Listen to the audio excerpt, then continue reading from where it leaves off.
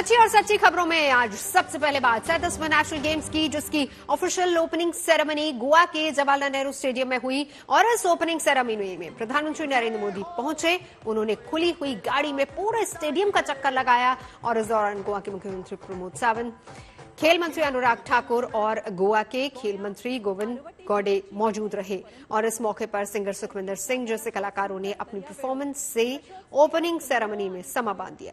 बता दें कि गोवा पहली बार नेशनल गेम्स की मेजबानी कर रहा है, जहां कुल 47 इवेंट्स होंगे और इन इवेंट्स में 10,000 से ज्यादा एथलीट्स हिस्सा ले रहे हैं। और इस 37वें नेशनल गेम्स की खास बात यह है कि इसमें कई नए खेलों को भी जोड़ा गया है, जिनमें फुटबॉल है, रोल बॉल है, गोल्फ, स्क्वायर मार्शल आर्ट है, कलियारपट्टू और पेंचक सिलाट जैसे खेल शामिल हैं। जबकि इस बार वॉलीबॉल को नेशनल गेम्स में जगह नहीं दी गई है। इस नेशनल गेम्स के मल्टी स्पोर्ट्स इवेंट में 26 अक्टूबर से शुरू होकर 9 नवंबर तक चलेंगे।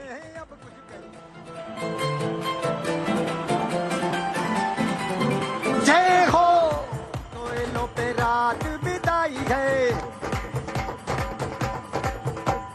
अखियों की नींद मैंने। गोंयाक तारवटे जिणेची गिरेस्त परंपरा आसा। अरबी सागरा और इससे पहले प्रधानमंत्री नरेंद्र मोदी आज शिरडी पहुंचे, जहां पर साईं मंदिर वो पहुंचे। इस दौरान प्रधानमंत्री के साथ महाराष्ट्र के राज्यपाल रमेश बैस, सीएम एकनाथ शिंदे और डिप्टी सीएम देवेंद्र फडणवीस भी मौजूद रहे। पीएम ने साईं बाबा के दर्शन के बाद वहां बने नए दर्शन कतार परिसर का उद्घाटन किया। और इस परिसर के उद्घाटन के बाद यहां दर्शन करने के लिए आने वाले भक्तों को काफी सहूलियत होगी। इसके अलावा प्रधानमंत्री अपने महाराष्ट्र दौरे पर राज्य को करीब 7500 करोड़ रुपए की विकास परियोजनाओं की सौगात भी देकर आए। शिरडी महाराष्ट्र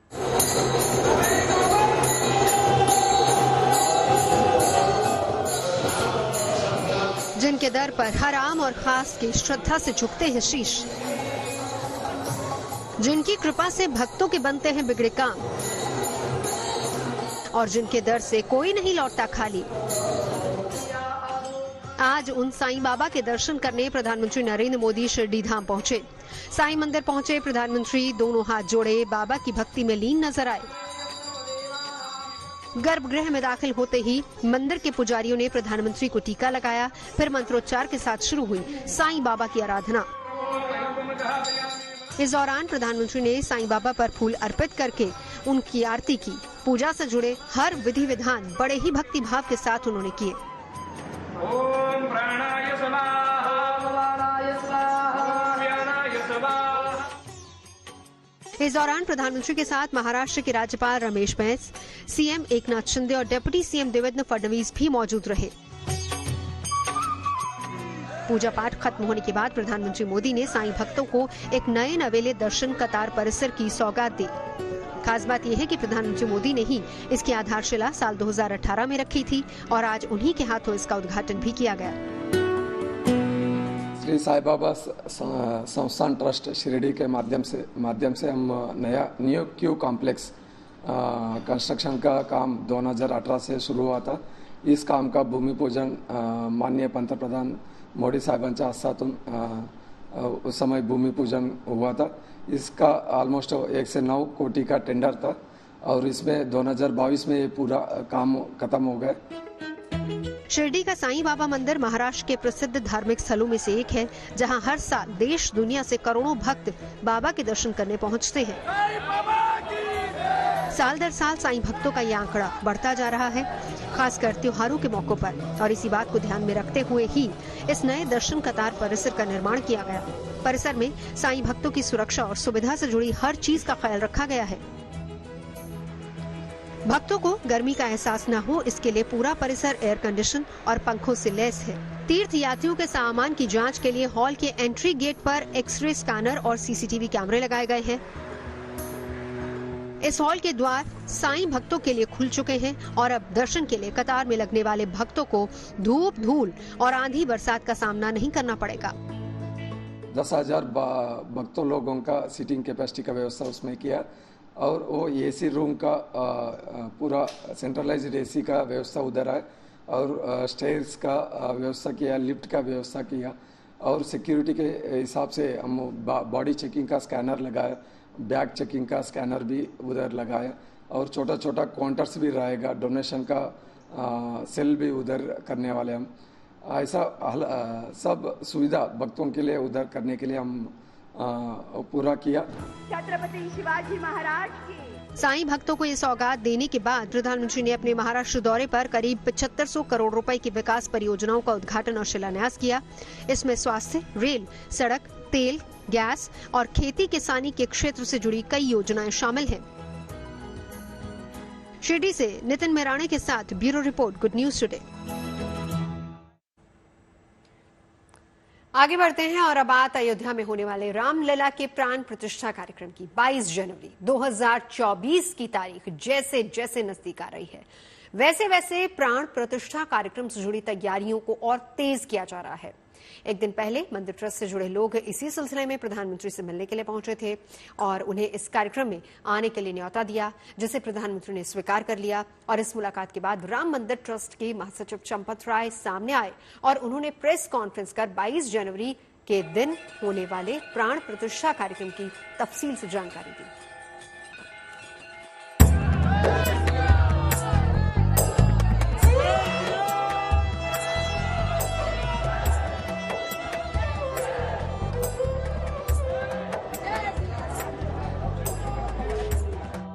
राम मंदिर निर्माण का काम फुल रफ्तार में जारी है। एक तरफ जहां मंदिर के ग्राउंड फ्लोर पर फिनिशिंग का काम जोर शोर से हो रहा है, वहीं दूसरी तरफ 22 जनवरी 2024 को होने वाले प्राण प्रतिष्ठा समारोह को लेकर तैयारियां भी युद्ध स्तर पर की जा रही हैं। इन्हीं तैयारियों के तहत प्राण प्रतिष्ठा कार्यक्रम में आने वाले मेहमानों को निमंत्रण भेजने का काम राम मंदिर ट्रस्ट ने शुरू कर दिया है। ट्रस्ट के महासचिव चंपत राय के अनुसार कार्यक्रम में प्रधानमंत्री मोदी के अलावा देश भर से करीब 4000 साधु संत, कला संस्कृति, खेल, विज्ञान और उद्योग जगत से जुड़े लोगों को बुलाया जा रहा है। इतना ही नहीं, राम मंदिर आंदोलन में अपनी जान गंवाने वाले लोगों के परिवार के सदस्यों को भी इस प्राण प्रतिष्ठा समारोह में आमंत्रित किया जाएगा। भारत में संत समाज से अलग हटकर एक समाज है जो साधु नहीं है, विज्ञान है, वैज्ञानिक, उद्योगपति, बड़े व्यापारी, डॉक्टर, इंजीनियर, चार्टर्ड अकाउंटेंट, कलाकार, फिल्मकार, कवि, लेखक, बड़े वकील, सेवानिवृत्त न्यायाधीश, पुलिस प्रशासन, इसके सेवानिवृत्त बड़े बड़े लोग, लगभग 2500 लोगों की सूची बनाई गई है। ये सब निमंत्रित रहेंगे। अयोध्या की पावन धरा पर भगवान श्री राम के इस भव्य और दिव्य मंदिर का इंतजार करोड़ों राम भक्त सालों से कर रहे हैं।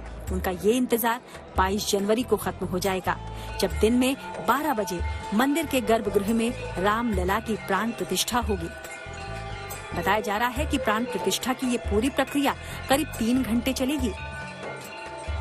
इसके बाद मंदिर परिसर में मौजूद लोग रामलला के दर्शन कर पाएंगे, जबकि आम लोग अगले दिन यानी 23 तारीख से अपने आराध्य प्रभु श्री राम का दर्शन और पूजन कर सकेंगे। जब प्राण प्रतिष्ठा होती है तो प्राण प्रतिष्ठा में कई काम होते हैं, जैसे वहाँ पर अन्नाधिवास, पुष्पाधिवास और उसके बाद औषधि अधिवास और जलाधिवास, ये सब चीज होते हैं। वो सारी व्यवस्थाएं होंगी और सब के सब जो मंत्र हैं, वह मंत्र से जो वेदों में लिखे हुए हैं वो राम से संबंधित होंगे। जैसे जहाँ लिखा है देवस्य प्राण प्रतिष्ठा, वहाँ लिखा है, वहाँ बोला जाएगा रामस्य प्राण प्रतिष्ठा। तो इस प्रकार से प्राण प्रतिष्ठा की बात जो होगी वो राम से संबंधित होगी, भगवान श्री राम।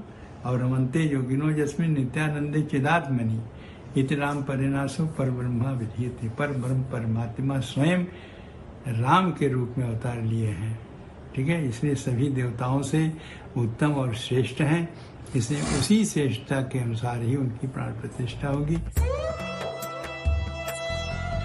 प्राण प्रतिष्ठा का दिन तय हो चुका है, मुहूर्त तय हो चुका है और मेहमान भी तय हो चुके हैं, जिसे देखते अयोध्या में चल रहे जरूरी प्रोजेक्ट्स को पूरा करने के लिए 31 दिसंबर की डेडलाइन तय की गई है। इस समय सीमा को ध्यान में रखकर ही निर्माण कार्य से जुड़ी एजेंसियां अपने अपने प्रोजेक्ट को पूरा कर रही हैं, ताकि 22 जनवरी के बाद जब राम भक्त अयोध्या दर्शन के लिए आएं तो उन्हें किसी तरह की परेशानी का सामना न करना पड़े।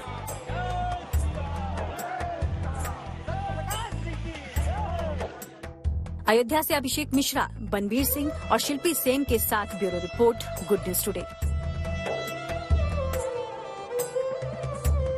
और प्राण प्रतिष्ठा समारोह पर इस रिपोर्ट को देखने के बाद अब आपको ये बताते हैं कि 22 जनवरी के दिन होने वाले प्राण प्रतिष्ठा के लिए शुभ मुहूर्त किसने तय किया है। इस सिलसिले में हमारे सहयोगी रोशन जायसवाल ने प्राण प्रतिष्ठा कराने वाले वाराणसी के आचार्य सुनील दीक्षित से बातचीत की। तो सबसे पहले यही जानेंगे कि आखिर इस दौरान किस तरह का मुहूर्त है, नक्षत्र है और ये वक्त ही क्यों। देखिए, उस दिन शुभ मुहूर्त मृगशिरा नक्षत्र को लिया गया है। देश के प्रमुख ज्योतिषी मुहूर्तकार आचार्य पंडित गणेश्वर शास्त्री द्रविड़ पंडितवर्य, उन्होंने अपने स्वविवेक द्वारा अच्छा से अच्छा मुहूर्त निकालने का प्रयत्न किया और पौष शुक्ल द्वादशी को यह मुहूर्त लिया गया और उस दिन संभवतः मृगशिरा नक्षत्र में मध्याह्न में लगभग 12:30 बजे के करीब, उस समय अभी लग्न का ठीक समय निश्चित नहीं किया गया है, परंतु ऐसा अनुमान लगाया जाता है कि मेष लग्न और वृष लग्न की संधि काल में यह समय आ रहा है 12:30 बजे का। तो संभवतः मेष लग्न अथवा वृष लग्न में प्राण प्रतिष्ठा का कार्य संपन्न होगा। प्राण प्रतिष्ठा के मुख्य कार्य के रूप में सारा कार्य पहले तो प्रतिनिधि यजमान संपन्न करेंगे, परंतु देश के सबसे पहले प्रतिनिधि के रूप में होने के कारण सम्माननीय मोदी जी द्वारा मंदिर के लोकार्पण का संकल्प और प्राण प्रतिष्ठा की मुख्य विधि संकल्प यह मोदी जी स्वयं अपने हाथों से संपन्न करेंगे और भगवान की महापूजा उस काल में करेंगे।